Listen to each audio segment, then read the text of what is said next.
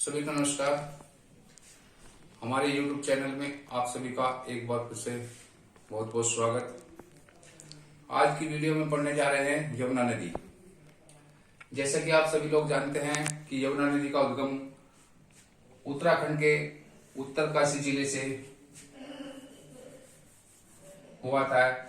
ये है हमारा उत्तराखंड बंदर पहुंच।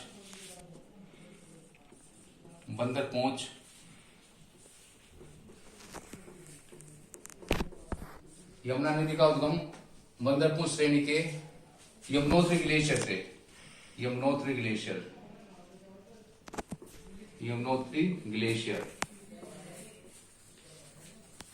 ग्लेशियर से हुआ।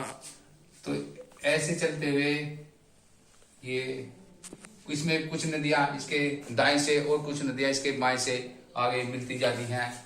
जैसे यहाँ इसके बाएं किनारे से मिलती है ऋषि गंगा। सबसे पहले ऋषि गंगा, जिस स्थान पर यह ऋषि गंगा यमुना से मिलती है उसे कहते हैं हम जानकी चट्टी। आगे इसमें हनुमान गंगा आकर मिलती है। ये हनुमान गंगा होगी इस पॉइंट पर। और हनुमान गंगा जिस स्थान पर हनुमान गंगा यमुना से मिलती है उसे कहते हैं हनुमान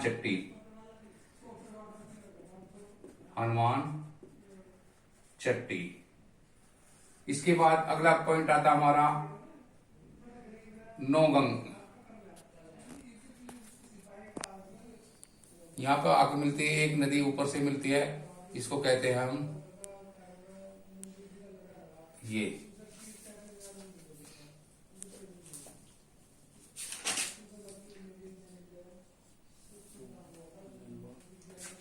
बिंदु होता हमारा नौगांव। ऊपर से इसका जो नदी आकर मिलती है इसका नाम है कमलगाड़।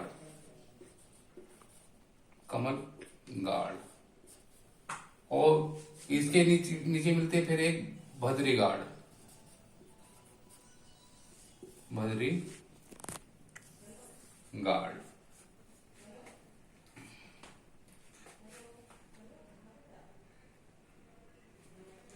इस स्थान को कहते हैं हम नैन बाग।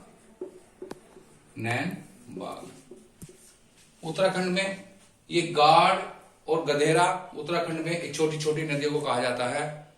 इसके बाद ये यमुना आगे बढ़ती है और इधर से इसकी एक महत्वपूर्ण नदी जो इसकी बहुत ही महत्वपूर्ण सबसे लंबी सहायक नदी है वो आकर मिलती है यहां से रोहिणी ग्लेशियर। रोहिणी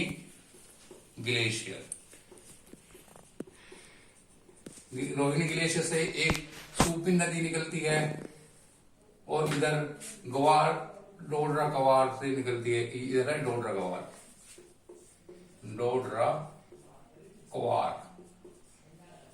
कवार से नदी निकलती है रूपिन और इसका नाम है सोपिन। ये दोनों नदियां यहाँ जहां जिस स्थान पर आकर मिलती हैं उसे कहते हैं हम नेटवार। और नेटवार एक ऐसा स्थान है जहां पर भारत में एकमात्र दुर्योधन का मंदिर है। यहाँ पर नेटवार में है दुर्योधन का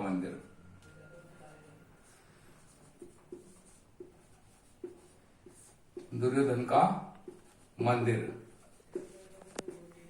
नेटवार से फिर ये नदी आगे बढ़ती है और इसको कहते हैं तमसा नदी।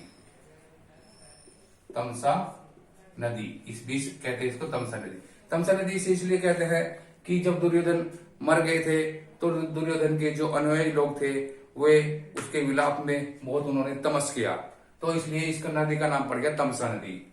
इसके बाद इसके दाएं किनारे से एक नदी आगे मिलती है पवार नदी।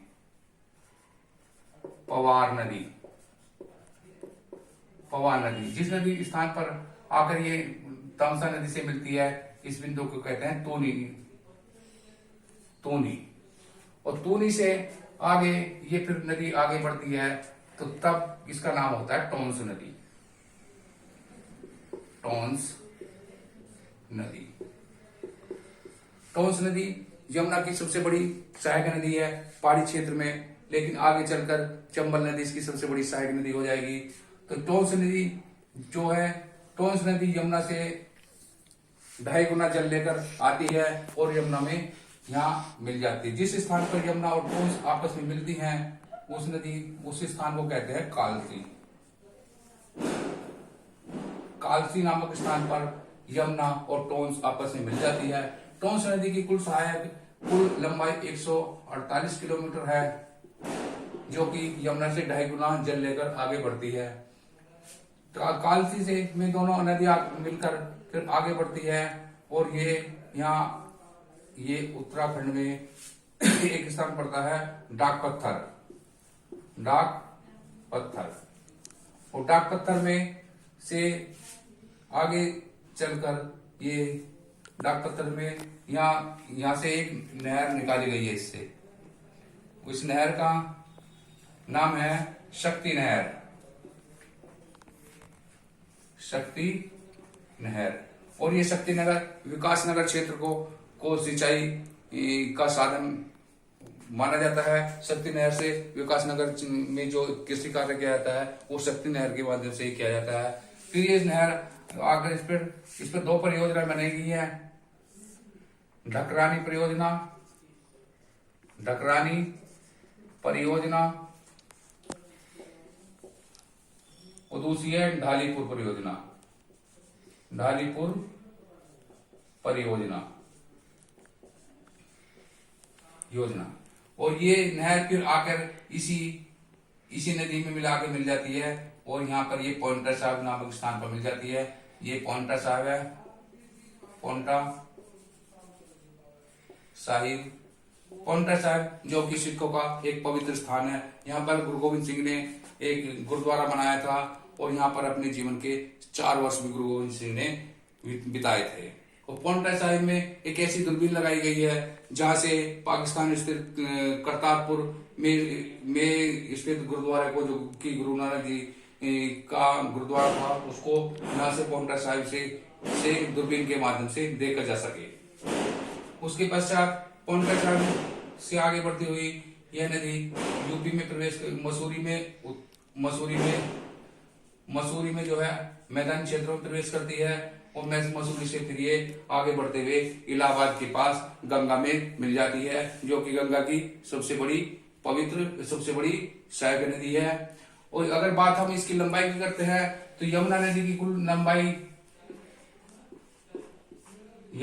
कुल लंबाई 1378 किलोमीटर है और टोंस नदी की कुल लंबाई 148 किलोमीटर है। और यमुना नदी उत्तर प्रदेश, हरियाणा, दिल्ली और उत्तराखंड, यूके तथा हिमाचल प्रदेश से होकर गुजरती है।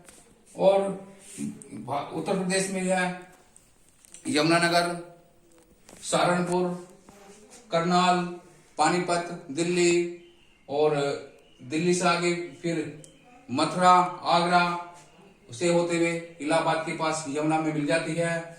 और इस नदी को दिल्ली तथा आगरा के बीच यमुना नदी बहुत ही प्रदूषित हो जाती है और दिल्ली और आगरा के बीच इसे हरा सूप कहा जाता है। हरा सूप कहा जाता है। बात अगर यदि पुराणों की करें तो पुराणों में यमुना का नाम यमी मिलता है, यमी, और इसे यमराज और शनि की बहन कहा गया है। एक स्थान पर इसका नाम कालिंदी भी मिलता है, कालिंदी। और कृष्ण जो भक्त है, कृष्ण भक्त का यमुना नदी को कृष्ण जी की पटरानी भी मानते हैं। तो इस प्रकार ये यमुना नदी और उसकी महत्वपूर्ण सहायक नदी। तो इसके बाद आगे बढ़ेंगे हम दूसरी इसकी जो अन्य सहायक नदी हैं, जैसे चंबल नदी और उसकी अन्य सहायक नदी हैं, उनके बारे में हम दूसरी वीडियो में पढ़ेंगे। तो अगर वीडियो आपको पसंद आई हो तो चैनल को लाइक शेयर जरूर कीजिए। बहुत बहुत धन्यवाद।